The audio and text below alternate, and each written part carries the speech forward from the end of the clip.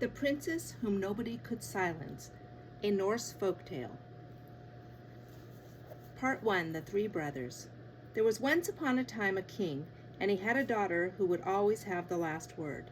She was so cross and contrary in her speech that no one could silence her. So the king promised that he who could outwit the princess should have her hand in marriage and half the kingdom besides. There were plenty of those who wanted to try, I can assure you, for it isn't every day that a princess and half a kingdom are to be had.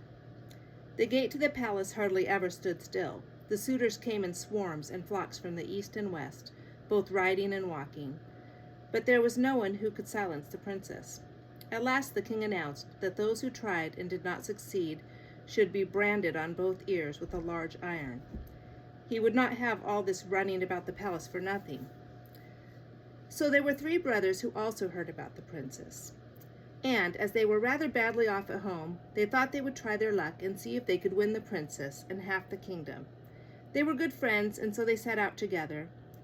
When they had gone a short distance, Ashiepattle found a dead magpie. "I have found something, I have found something," he cried. "What have you found?" asked the brothers. "I have found a dead magpie," said he. "Faugh! Throw it away!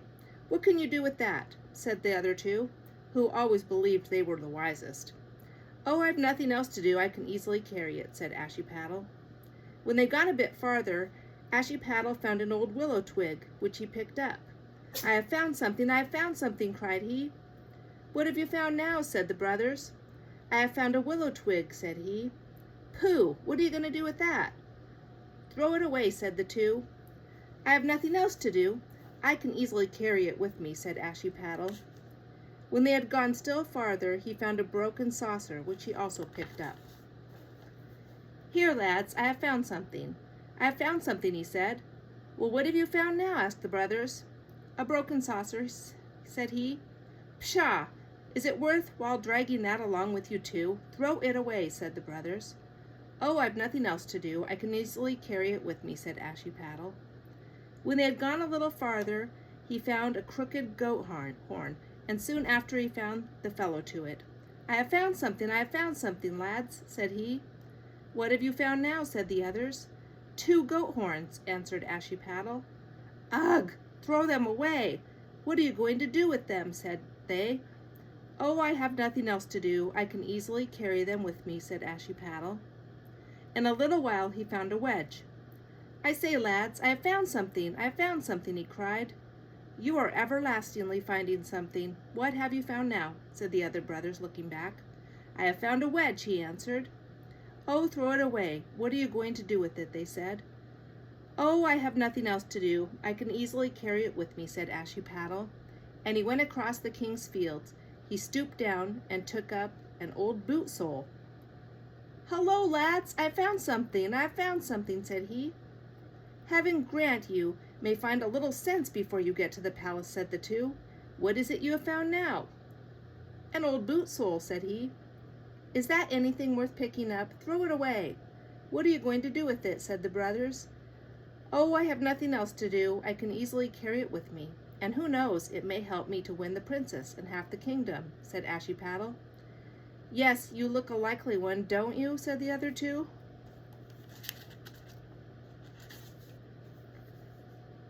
So they went in to see the princess, the eldest brother entering first.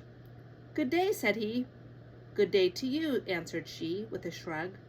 "It's terribly hot here," said he. "It's hotter in the fire," said the princess. The branding iron was lying waiting in the fire. When he saw this, he was struck speechless, and so it was all over with him. The second brother fared no better. "Good day," said he. "Good day to you," said she, with a wriggle. "It's terribly hot in here," said he. "It's hotter in the fire," said she. With that, he lost both speech and wits, and so the iron had to be brought out. Then came Ashiepattle's turn. "Good day," said he. "Good day to you," said she, with a shrug and a wriggle. "It's very nice and warm here," said Ashiepattle. "It's warmer in the fire," answered she. She was in no better humor now that she saw the third suitor. "Then there's a chance for me to roast my magpie on it," said he, bringing it out. "I'm afraid it will sputter," said the princess. "No fear of that. I'll tie this willow twig around it," said the lad. "You can't tie it tight enough," said she. Then I'll drive in a wedge, said the lad, and he brought out the wedge. The fat will be running off of it, said the princess. Then I'll hold this under it, said the lad, and showed her the broken saucer. You are so crooked in your speech, said the princess. No, I am not crooked, answered the lad, but this is crooked, and he brought out one of the goat horns. Well, I've never seen the like, cried the princess. Here you see the like, said he, and he brought out the other horn. It seems you have come here to wear out my soul, she said. No, I have not come here to wear out your soul, for I have one here, which is already worn out, answered the lad, and he brought out the old boot sole. The princess was so dumbfounded at this that she was completely silenced. Now you are mine, said Ashiepattle, and so he got her and half the kingdom into the bargain. The end.